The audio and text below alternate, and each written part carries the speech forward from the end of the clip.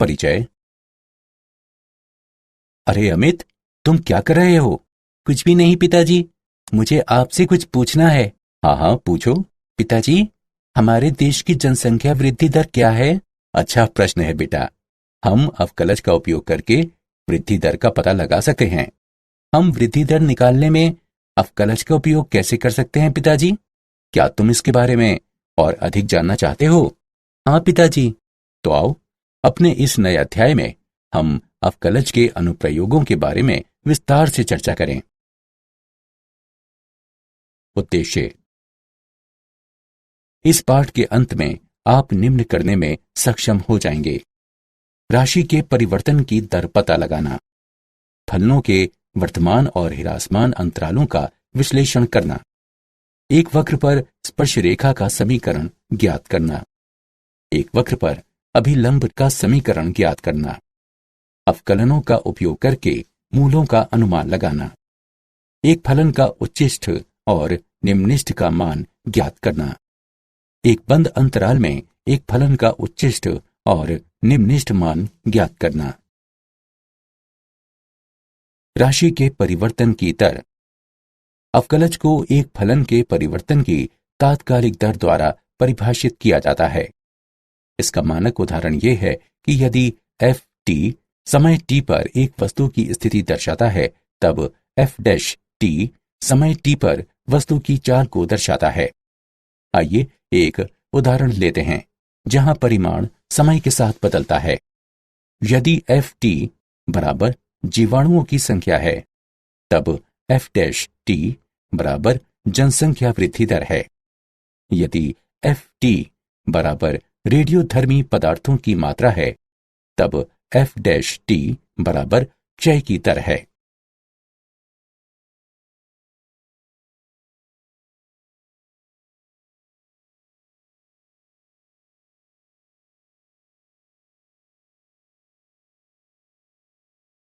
उदाहरण: धातु की एक वर्गाकार चादर की भुजा 3 सेंटीमीटर प्रति मिनट की दर से बढ़ रही है।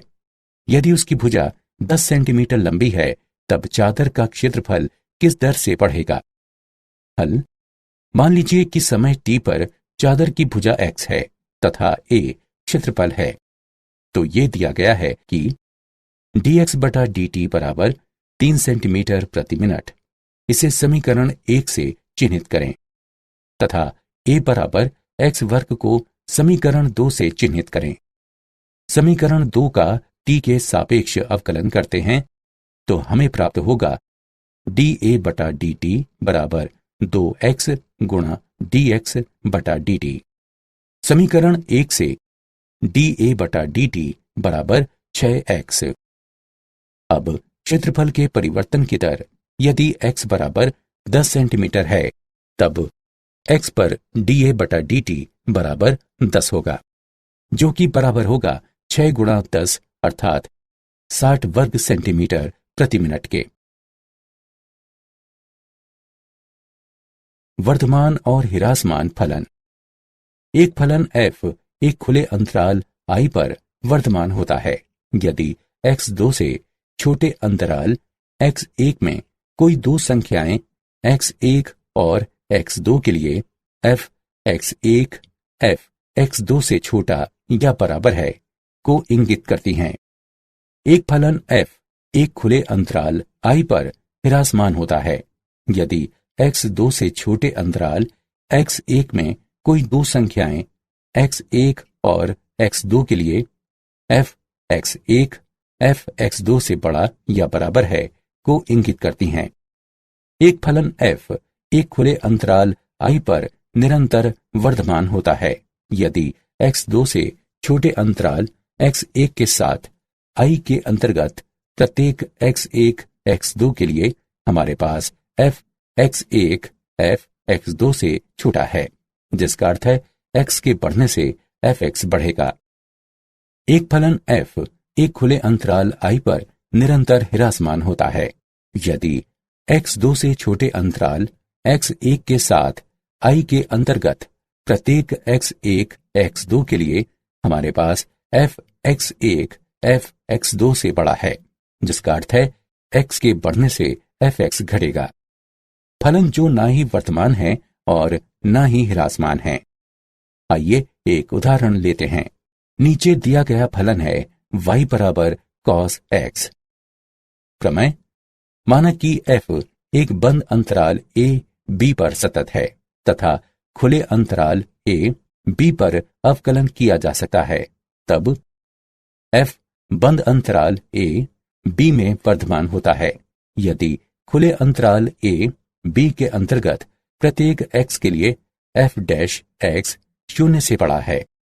f बंद अंतराल a b में ह्रासमान है यदि खुले अंतराल a b के अंतर्गत प्रत्येक x के लिए f डैश x शून्य से छोटा है। f बंद अंतराल a b में एक अचर फलन है यदि खुले अंतराल a b के अंतर्गत हर x के लिए f डैश x शून्य के बराबर है।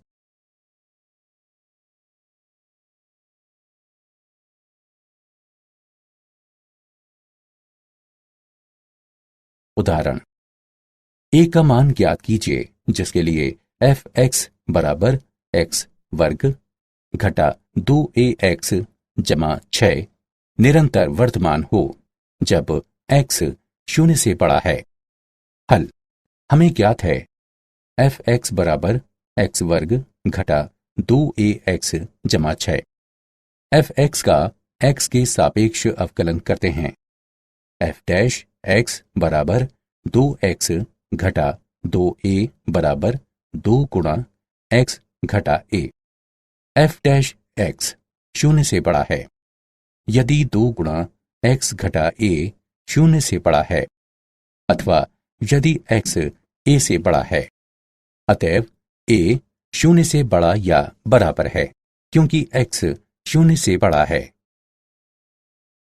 स्पर्श रेखा और अभिलंब, माना कि y बराबर fx x के सापेक्ष y का अवकलज अर्थात x1 y1 पर dy बटा dx x1 y1 पर वक्र y बराबर x के f के लिए स्पर्श रेखा की ढलान को प्रदर्शित करता है, तब x1 y1 पर वक्र के लिए स्पर्श रेखा का समीकरण y घटा y1 बराबर x1 y1 पर dy बटा dx x घटा x1 होता है। जैसा कि हम जानते हैं कि संपर्क स्थल पर अभिलंब रेखा स्पर्श रेखा के लंबवत होती है, अतएव x1 y1 पर अभिलंब की ढलान x1 y1 पर घटा 1 बटा dy बटा dx होता है।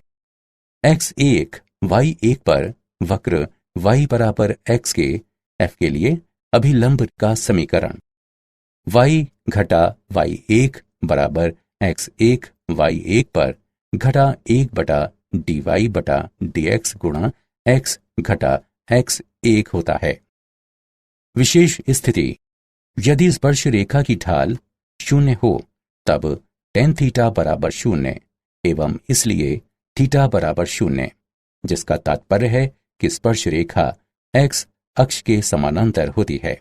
अतः बिंदु x1 y1 पर स्पर्श रेखा का समीकरण y बराबर y1 के द्वारा दिया जाता है। यदि थीटा का मान पाई बटा 2 के समतुल्य होता है तब tan थीटा का मान अनंत के समतुल्य होगा, जिसका तात्पर्य है कि स्पर्श रेखा x अक्ष के लंबवत है अर्थात y अक्ष के समानांतर है। इसलिए x1 y1 पर स्पर्श रेखा का समीकरण x बराबर x1 द्वारा दिया जाता है। उदाहरण, वक्र के लिए स्पर्श रेखा और अभिलंब की ढलान ज्ञात कीजिए। 1/2 पर वर्गमूल x जमा वर्गमूल y बराबर 1। हल, वक्र का समीकरण वर्गमूल x जमा वर्गमूल y बराबर 1 है। इसे समीकरण 1 से चिह्नित करें। x के सापेक्ष समीकरण 1 का अवकलन करने पर हमें प्राप्त होता है 1/2 गुणा वर्गमूल x जमा 1/2 गुणा वर्गमूल y गुणा dy बटा dx बराबर 0 अथवा dy बटा dx बराबर घटा वर्गमूल y बटा x। अतएव 1/2 पर स्पर्श रेखा की ढाल घटा वर्गमूल 1/2 बराबर घटा 1 है तथा 1/2 पर वक्र के लिए अभिलंब की ढाल घटा 1 बराबर 1 है।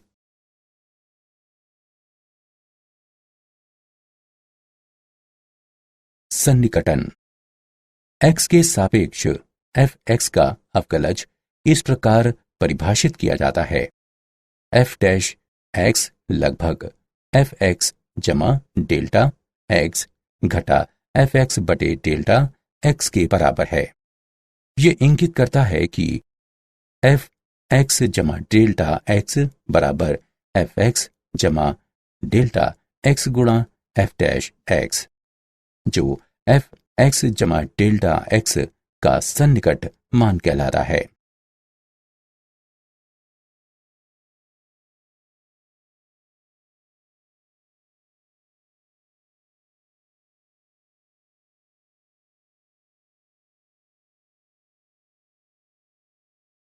उदाहरण, अवकलन का उपयोग करते हुए 9996 के चतुर्थ मूल का सन्निकट मान ज्ञात कीजिए। हल। हम जानते हैं कि 9996 बराबर है 10,000 घटा 4 के, जो कि बराबर होगा 10 की घात 4 घटा 4 के। चलिए माना कि x बराबर 10 की घात 4 और डेल्टा x बराबर घटा 4 है। अतएव x जमा डेल्टा x बराबर 9996 होगा। माना कि y बराबर x की घात 1/4, जो कि बराबर है 10 की घात 4 गुणा 1/4 के, जो बराबर होगा 10 के। अतएव dy बटा dx बराबर है 1/4 गुणा x की घात घटा 3/4 के। अतएव y जमा डेल्टा y बराबर डेल्टा x गुणा dy बटा dx जमा y है। अब इस सूत्र में मान रखने पर हमें 9996 का चतुर्थ मूल बराबर घटा 4 गुणा 1/4 गुणा x घात 3/4 जमा 10 प्राप्त होगा। इसकी गणना करके हल करने पर हमें 9.999 प्राप्त होगा। अतः 9996 के चतुर्थ मूल का सन्निकट मान 9.999 है। उच्चिष्ट और निम्निष्ठ। एक फलन का उच्चिष्ट मान वो होता है जो बिंदु के पास बिंदु के दोनों तरफ किसी भी अन्य मान से अधिकतम होता है। इसे सापेक्ष उच्चिष्ट कहा जाता है। सापेक्ष उच्चिष्ट। माना कि fx फलन एक वास्तविक मान वाला फलन है तथा fx के प्रांत में c एक अभियंतर बिंदु है, तब x बराबर c पर fx एक सापेक्ष उच्चिष्ट कहलाता है यदि h के सभी धनात्मक तथा ऋणात्मक मानों के लिए जहां fc f ऑफ c जमा h से बड़ा है पर्याप्त छोटा हो। एक फलन का निम्निष्ठ मान वो होता है जो बिंदु के ठीक पास बिंदु के दोनों तरफ किसी भी अन्य मान से निम्नतम होता है। इसे सापेक्ष निम्निष्ठ कहा जाता है। सापेक्ष निम्निष्ठ। माना कि fx फलन एक वास्तविक मान वाला फलन है तथा fx के प्रांत में c एक अभियंतर बिंदु है, तब x बराबर d पर fx एक सापेक्ष निम्निष्ठ कहलाता है यदि h के सभी धनात्मक तथा ऋणात्मक मानों के लिए जहां ft f ऑफ d जमा h छोटा है पर्याप्त छोटा हो। प्रथम अवकलज परीक्षण। 1. फलन का प्रथम अवकलज अर्थात f डैश x ज्ञात कीजिए। 2. प्रथम अवकलज को शून्य के बराबर मानते हैं, अर्थात f डैश x बराबर शून्य, तथा वास्तविक मूलों के लिए परिणामी समीकरण को हल करते हैं, अर्थात माना कि x बराबर c, d इत्यादि ये उच्चिष्ट और निम्निष्ट के बिंदु हैं। 3. माना कि x बराबर c इनमें से कोई बिंदु हैं। यदि f डैश x की राशि धनात्मक से ऋणात्मक हो जाती है, अर्थात x c के नजदीक से छोटा है, के लिए f डैश x शून्य से बड़ा है, तथा x c के नजदीक से बड़ा है, के लिए f डैश x शून्य से छोटा है, तब x बराबर c सापेक्ष उच्चिष्ट का एक बिंदु है। यदि f डैश x की राशि ऋणात्मक से धनात्मक हो जाती है, अर्थात x c के नजदीक से छोटा है, के लिए f डैश x शून्य से छोटा है, तथा x c के नजदीक से बड़ा है, के लिए f डैश x शून्य से बड़ा है, तब x बराबर c सापेक्ष निम्निष्ट का एक बिंदु है। 4. यदि f डैश x की राशि नहीं बदलती है, तब c न तो सापेक्ष उच्चिष्ट का कोई बिंदु है और न ही सापेक्ष निम्निष्ट का कोई बिंदु है। इस तरह का बिंदु नति परिवर्तन बिंदु कहलाता है।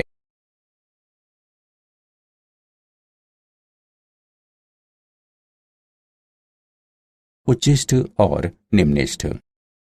द्वितीय अवकलज परीक्षण।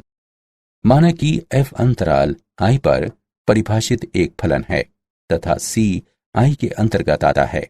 माना कि f c पर 2 बार अवकलनीय है, तब x बराबर c के सापेक्ष उच्चिष्ट का एक बिंदु है। यदि f डैश c बराबर शून्य तथा f डबल डैश c शून्य से छोटा है, f c का मान f के सापेक्ष उच्चिष्ट मान होता है।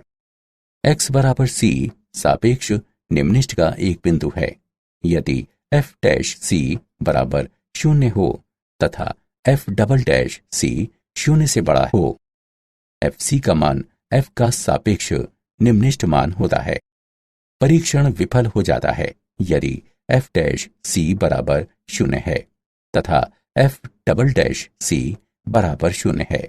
इस स्थिति में हम प्रथम अवकलज परीक्षण का उपयोग करके ज्ञात करते हैं कि c एक सापेक्ष उच्चिष्ट, सापेक्ष निम्निष्ठ अथवा नति परिवर्तन का बिंदु है।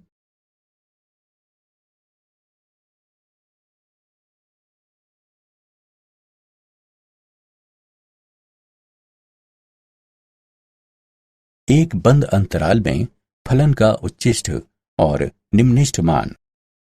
फलन का उच्चिष्ट मान। यदि एक बंद अंतराल a b पर फलन f(x) को परिभाषित किया जाता है, तब इस फलन को x बराबर c पर निरपेक्ष या व्यापक उच्चिष्ट वाला एक फलन कहा जाता है तथा c a b के अंतर्गत आता है। यदि a b के अंतर्गत सभी x के लिए f(x) f(c) से छोटा या बराबर हो। फलन का निम्निष्ठ मान। यदि एक बंद अंतराल a b पर एक फलन f(x) को परिभाषित किया जाता है, तब इस फलन को x बराबर d पर एक निम्निष्ठ वाला फलन कहा जाता है तथा d a b के अंतर्गत आता है। यदि a b के अंतर्गत सभी x के लिए f(x) f(d) से बड़ा या बराबर हो। प्रमेय। माना कि f एक बंद अंतराल i बराबर a b पर एक सतत फलन है, तब f निरपेक्ष उच्चिष्ट मान होता है तथा f i में कम से कम एक बार इसे ग्रहण करता है।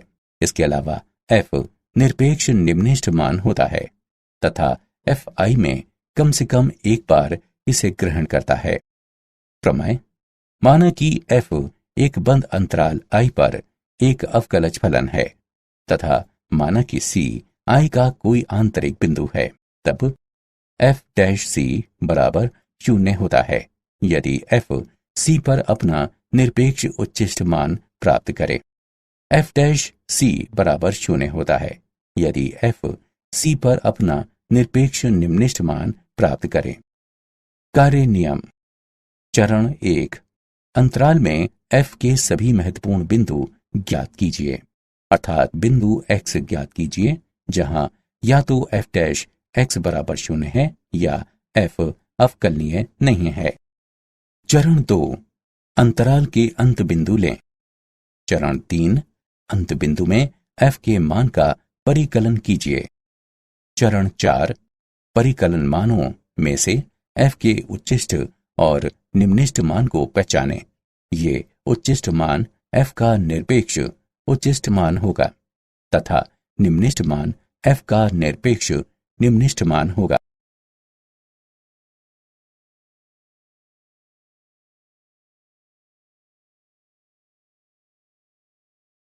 उदाहरण, प्रथम अवकलज परीक्षण का उपयोग करते हुए फलन f(x) बराबर 2x घन घटा 9x वर्ग घटा 24x के लिए सापेक्ष उच्चिष्ट और सापेक्ष निम्निष्ट बिंदुओं को ज्ञात कीजिए।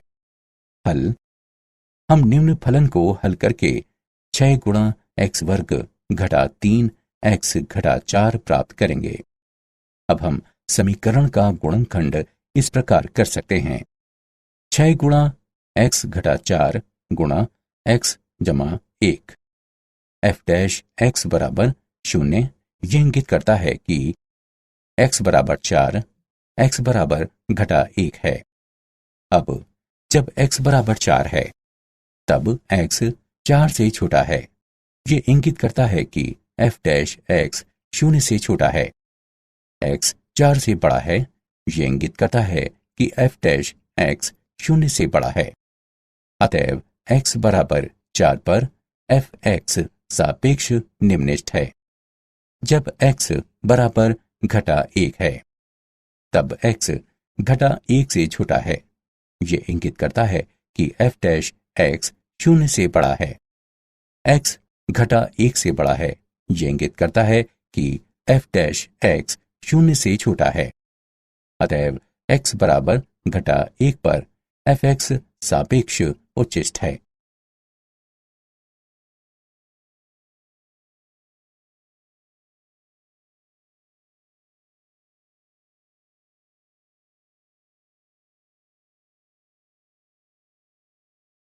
उदाहरण, एक 20 सेंटीमीटर लंबे तार को 2 भागों में किस तरह विभाजित किया जाना चाहिए कि यदि एक भाग को वर्ग में तथा दूसरे भाग को वृत्त में इस तरह मोड़ा जाता है कि उन 2 समतल आकृतियों के क्षेत्रफल का योगफल निम्निष्ठ हो। हल। माना कि एक भाग x है तब दूसरा भाग 20 घटा x होगा। माना कि x वर्ग का परिमाप है तथा 20 घटा x वृत्त की परिधि है, तब कुल क्षेत्रफल होगा a बराबर x बटा 4 संपूर्ण वर्ग जमा पाई गुणा 20 घटा x बटा 2 पाई संपूर्ण वर्ग है, जो कि बराबर होगा x वर्ग बटा 16 जमा 20 घटा x वर्ग बटा 4 पाई के। अतएव dA बटा dx बराबर x बटा 8 घटा 20 घटा x बटा 2 पाई। चरम मानों के लिए dA बटा dx बराबर 0। ये इंगित करता है कि x बटा 8 घटा 20 घटा x बटा 2 पाई बराबर 0 है। ये इंगित करता है कि पाई गुणा x घटा 80 जमा 4x बराबर 0। ये इंगित करता है कि x बराबर 80 बटा पाई जमा 4। इसके अलावा d2a बटा dx वर्ग बराबर 1 बटा 8 जमा 1 बटा 2 पाई 0 से बड़ा है।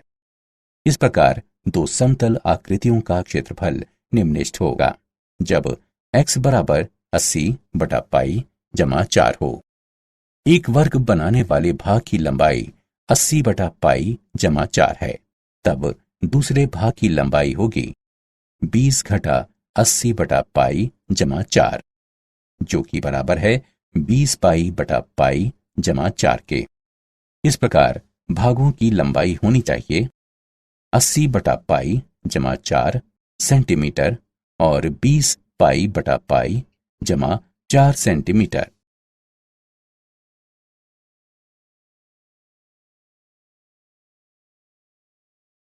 क्या आप जानते हैं, सर आइजैक न्यूटन ने अवकलज के विकास में बहुत बड़ा योगदान दिया है। गोटफ्रीड विल्हेम लेबनिज एक जर्मन दार्शनिक, गणितज्ञ और तर्कशास्त्री थे, जिन्होंने स्वावलंबन से कलन का विकास किया।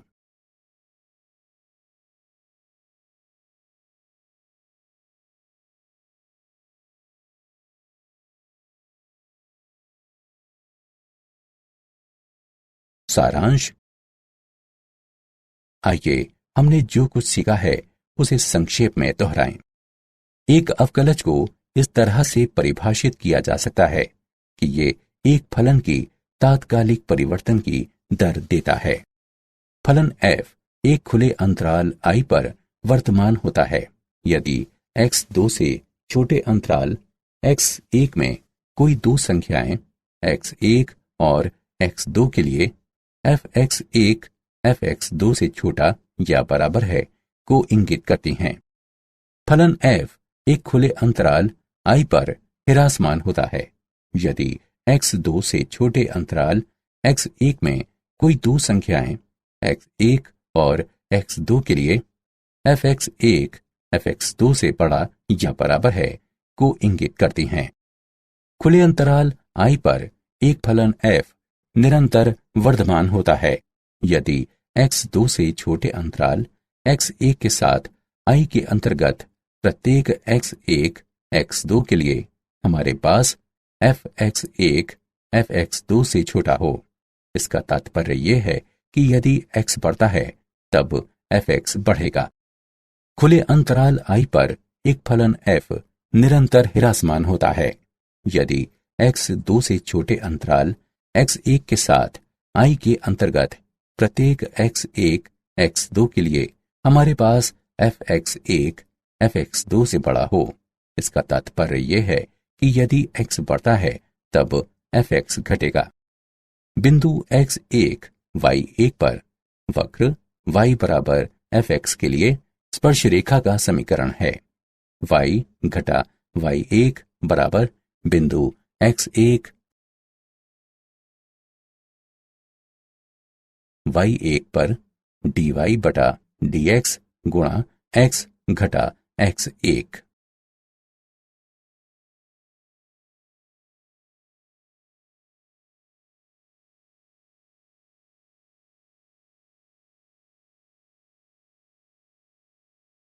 बिंदु x1 y1 पर वक्र y बराबर fx के लिए अभिलंब का समीकरण है। y घटा y1 बराबर बिंदु x1 y1 पर घटा 1 बटा dy बटा dx गुणा x घटा x1। fx जमा डेल्टा x का निरपेक्ष मान है fx जमा डेल्टा x गुणा f डैश x। माना कि फलन fx वास्तविक मानों वाला फलन है तथा c fx के प्रांत में कोई आंतरिक बिंदु है, तब fx को x बराबर c पर एक सापेक्ष उच्चिष्ट कहा जाता है यदि h के सभी धनात्मक और ऋणात्मक मानों के लिए जहां fc जमा s से बड़ा हो पर्याप्त छोटा हो। माना कि फलन fx एक वास्तविक मानों वाला फलन है तथा c fx के प्रांत में कोई आंतरिक बिंदु है, तब x बराबर d पर fx को एक सापेक्ष निम्ननिष्ठ कहा जाता है यदि h के सभी धनात्मक और ऋणात्मक मानों के लिए जहां fd जमा h से छोटा हो पर्याप्त छोटा हो।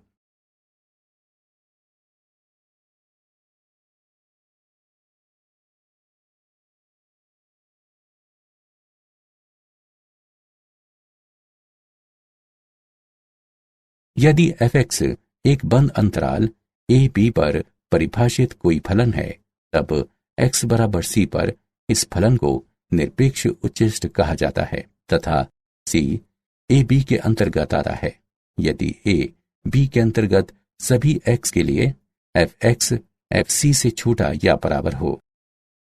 यदि f(x) एक बंद अंतराल a b पर परिभाषित कोई फलन है, तब x बराबर d पर इस फलन को निरपेक्ष निम्ननिष्ठ कहा जाता है तथा d a b के अंतर्गत आता है यदि a b के अंतर्गत सभी x के लिए f(x) f d से बड़ा या बराबर हो। माना कि f एक बंद अंतराल I बराबर a b पर एक संतत फलन है, तब f निरपेक्ष उच्चिष्ट मान होता है तथा f I में कम से कम एक बार इसे ग्रहण करता है। इसके अलावा f निरपेक्ष निम्ननिष्ठ मान भी होता है तथा f I में कम से कम एक बार इसे ग्रहण करता है। माना कि f बंद अंतराल I पर एक अवकलज फलन है तथा माना कि c I का कोई आंतरिक बिंदु है, तब f' c बराबर 0 है यदि f c पर अपना निरपेक्ष उच्चिष्ट मान ग्रहण करे। f' c बराबर 0 है यदि f c पर अपना निरपेक्ष निम्ननिष्ठ मान ग्रहण करे।